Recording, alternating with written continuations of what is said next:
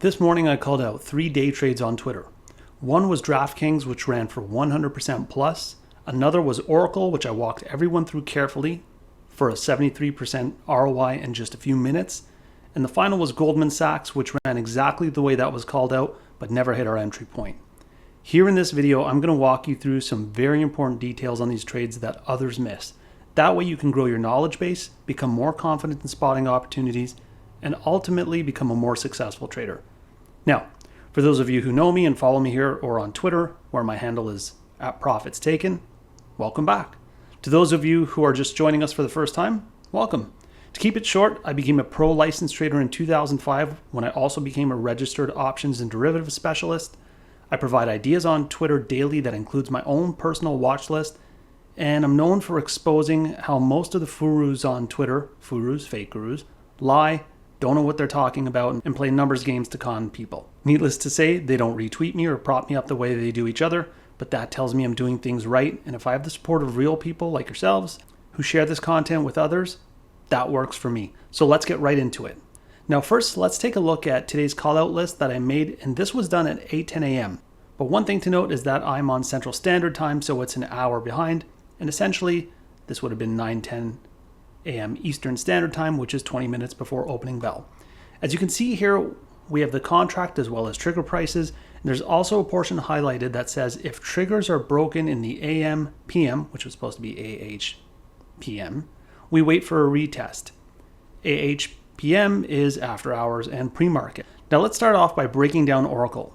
And while the purpose of this specific video isn't to provide you with detailed breakdowns of every feature within Unusual Whales, what I want to do is provide some insight so that you can combine this video with others that I've created which focus on specific features and go into specific details to become more confident in identifying your own trades. So what you see here in front of you is actually a screenshot taken from Unusual Whales. As I said, this is exactly where we found our trade idea, and as you can see, there's a lot of bullish activity. Then if you look over, you see under the premiums, that's not highlighted, but if you look into the premiums, you see that we have a very strong flow, which is indicative of high conviction. We see large premiums, good size, and then we also look at the expiration dates, and these are near-term expirations. So these purchases are also being done close to close, and again, that's just another indicator of conviction. Now this was done on Friday, but it gave us an indication that we were going to see a move up today when you combine everything together, in addition with some of the other things that I've broken down in my other videos. Now let's take a look at the price action and break it down, because connecting this sort of data to real examples and seeing the price action chart is what really drives it home for us and allows us to go into the market confidently. Okay, so here we are looking at the Oracle chart for the day, and the first thing you're going to notice is most likely that price broke in the pre-market. And I tweeted out specifically, I'll pull up that tweet here, guiding everybody step by step as I do, and I mentioned to everyone that we don't worry when this happens. And we're going to let the price come down and wait for a retest. Even though it's above our trigger level, as you can see here, we're going to let it come down and retest. And this is one of the things that I'm going to add in here, as I do in each video, that helps you spot a fake guru, aka a con artist, is that they'll constantly be adjusting their prices in the AM simply to ensure that they hit a trigger. Because if you do that on enough trades, then you can have some that will be inevitably positive, and then you can cherry pick the data. But the reality is, if you've done your research, you've set your prices, unless something significant happens in the after hours or pre-market, which is not that common, it's not that rare, but it's not as common as many would have you believe, your research should stand for itself if you've done it correctly. When you're scrambling in the AM, you're chasing price action. And if you're chasing price action, what was the point of all your research?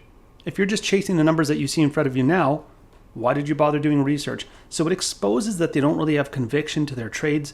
They're just trying to find one that's going to trigger, because again, like I said, if you spam enough trades out and you play them, you call out to the upside and to the downside, well, stocks go up or down. You're inevitably going to be right on one. So it's cherry picking data. I don't do that because price action is often erratic after hours and pre-market volume isn't nearly what you see during the day. So I don't see the same level of conviction in the moves that we're seeing. And that's why an experienced trader isn't going to be rattled by that. And that's why I call out and say, don't be shaken. We'll wait for a retest. Now, interestingly enough, we saw a quick spike. I saw a lot of people scrambling to change their price triggers to a higher point, and then we saw a dip in the opening range. And now once we open, again, we see a quick spike, and then we see a big flush. So as I caution not to take the opening range, this was a trade that you really couldn't miss, because in this moment where we see this quick opening spike and then the flush, I'd already cautioned everyone, don't take it. I was expecting something along those lines. We're going to wait till the opening range subsides, and then we'll take the retest. And in this first move up, you can see right here, we break, we make a move up past our trigger. You should have been able to lock in at least 40% profits in about 3 minutes. Now, if you're inexperienced or struggle with taking profits on a trade, please watch my most recent video, which I'm going to flash at the top here.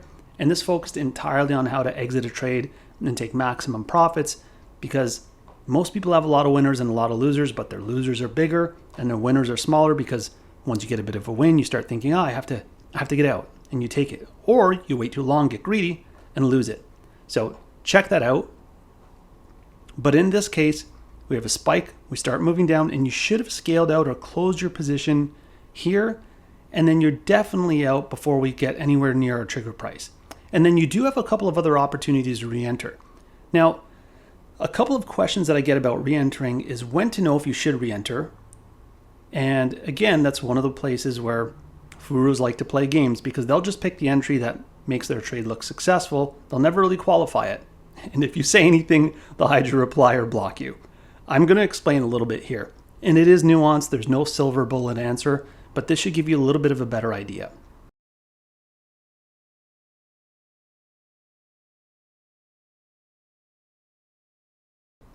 I'll go into more detail about when to re-enter and entries in general in a future video, but just a few of the things that I'm looking for. I'm looking at volume, I'm looking at RVol, I'm looking at spreads, and I'm looking at volatility as well as, well, IV. And also I like to see if the move was sustained or a quick move followed by a quick flush. In this case, we had a quick move up and then a flush down, and that tells me that there were hasty profit takers, and there's still room to make another run if I see a sustained period of time where we make a move that's a really big move up and there's a lot of volume, then I'm less inclined. So let me repeat that. If it's quick in and out, I still feel as though institutions haven't moved from weak hands to their strong hands. They haven't bought from retail to make their move. See here? This wasn't sustained. There wasn't enough volume for the conviction that I saw in the trade with the data from unusual whales. So I felt like institutions are still looking to get their fill and build their position.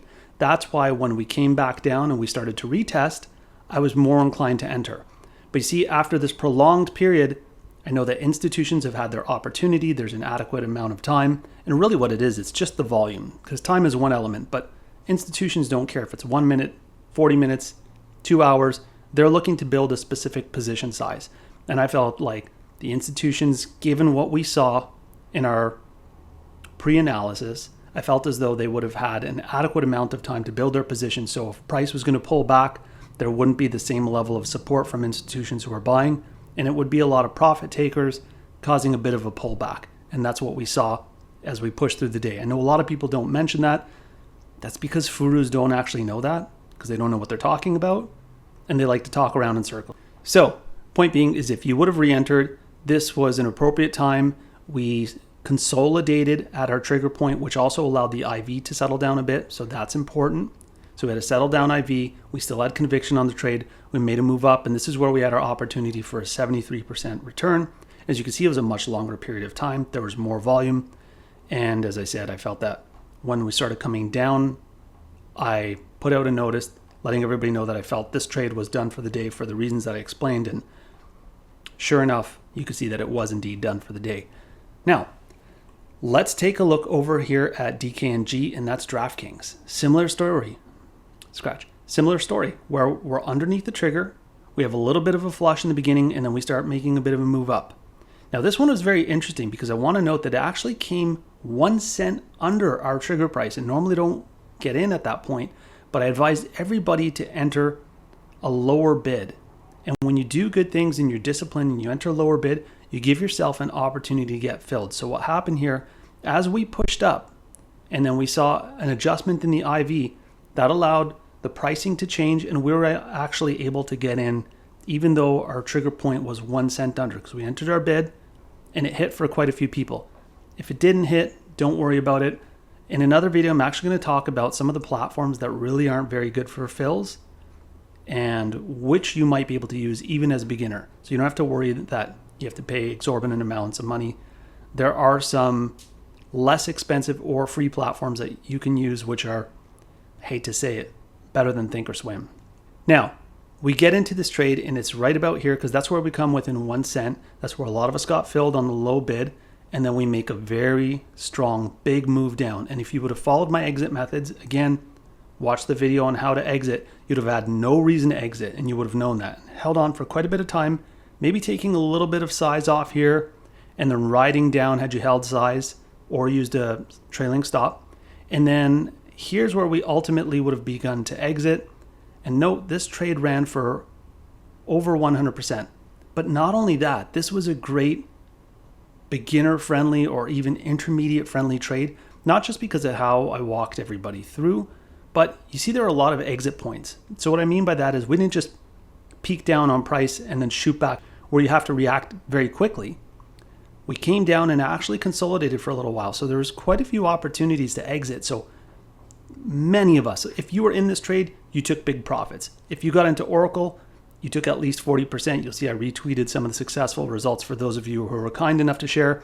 And for those of you who don't like sharing, don't worry about it, guys. I love it either way, as long as everybody's doing well for themselves. So what are the two big takeaways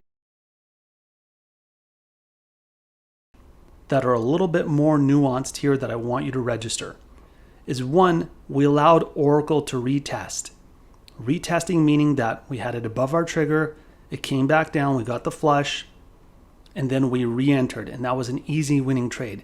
And then on DKNG, we set a low bid. We were aggressive, we stuck by our bid, the IV actually pulled us back, gave us an opportunity to get in, then we waited patiently, maximized our profits as we exited, and it was perfect because this lined up so well. Both trades lined up exactly with what I was explaining yesterday and how to exit. So we were able to ride a much higher ROI than perhaps a 2-to-1 profit target, like 20% with a 10% stop. So everyone, if you're interested in using unusual whales to identify your trades, watch some of my other videos. Also see inside of my description, I have a link with a 5% off coupon. I appreciate if you subscribe, like this video, share it with others. Let's grow this community. It really motivates me to see all of you in here, and I'm looking forward to producing more good quality, real content. We'll see you next time, guys.